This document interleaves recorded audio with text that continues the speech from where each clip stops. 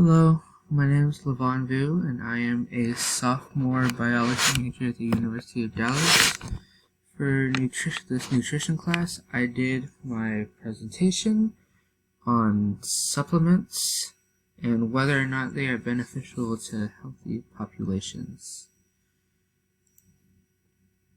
So then this will be the table of contents that I will be using. We'll talk about the history of supplements, what it was like before and what happened afterwards, and who these supplements are actually useful to, and who actually uses these supplements, and are they really necessary. So before supplements were created in roughly the mid 1900s, around the time of World War II, and diseases that were caused by nutrition deficiencies were actually very common.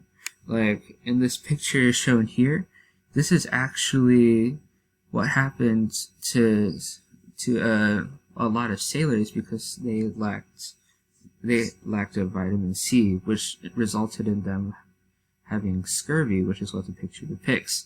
And also another big disease back then that people got from poor diets was beriberi. And so these were extremely common up until the 1930s, whenever these supplements were actually created. So, as I said before, they were created in roughly the mid 1930s. So then, because of this, like malnutrition in the United States went down, and diseases related to vitamin and mineral deficiencies also dropped. This was true throughout Europe, throughout the United States and Canada, and all those other countries as their diets got better and as supplements were created so that they could supplement any vitamins or nutrients that they were lacking. So the main body that regulates supplements is the FDA, and they use the DSHEA, which is the Dietary and Supplementary Health and Education Act of 1994. Basically, this basically gives the population access to all these supplements, but it doesn't regulate them as much as, say, like how drugs are regulated nowadays. Drugs would have to follow strict protocols and all this stuff, but supplements just have to prove that they're safe and all this stuff, and that's about it. So then now to talk about the economy of this and all, the market for supplements has skyrocketed since the invention of the supplements, actually. And this was the figure in 2017, which happened to be worth around $28 billion. And now, as of 2021, it is worth $31 billion, and it is most likely just going to keep climbing. There have been many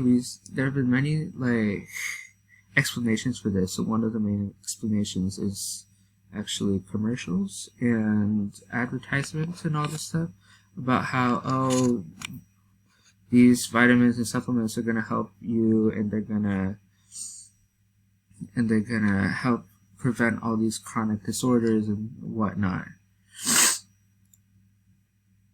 So the diet of the average American is actually improved greatly since in relation to previous centuries, even with the rise of fast foods and everything like that. Now foods are much richer in nutrients and they're much healthier for you.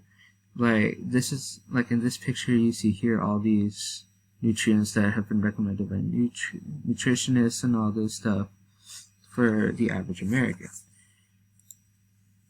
And now one of the main things that we need to worry about with supplements is toxicity.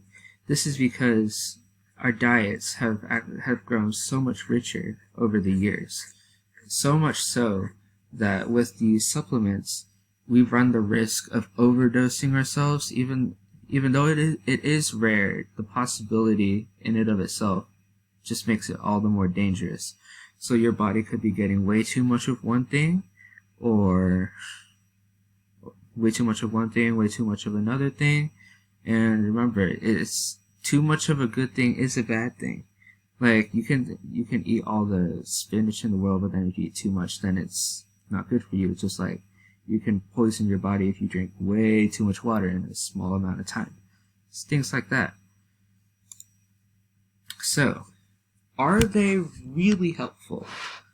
Well, the answer is it depends. So then over here, as you can see, this chart shows the amounts of various minerals and vitamins that are recommended for the average person based on their age. And so who really needs them? For healthy populations, it really depends on the person. Do they have deficiencies? Or say like genetic deficiencies or things like that? Then in that case, then yes. But if people want to try and take it for like prevention, like for heart disease, to prevent heart disease, hypertension, and things like that, then the answer is no. Who do they help the most?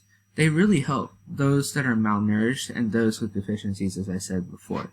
So then those would be, like, say, the underrepresented, like minorities, those who are living in poverty. Those would be extremely beneficial for these people.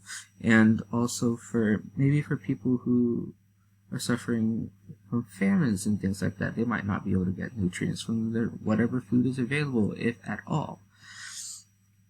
And so it turns out that people who take these the most are actually the middle class and the upper class.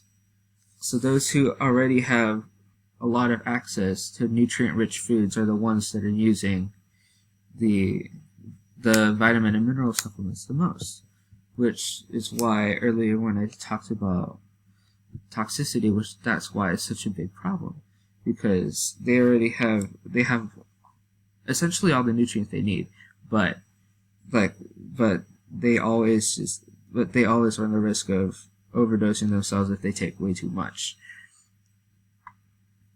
So in conclusion, yes, it is helpful. It is a good thing that it is out there, but then we need to give it more. They need to have more access to people who are more malnourished and everything like that are the ones that really need to have access to this sort of things. And here are the references that I used. Thank you so much for listening, and I hope y'all have a good day.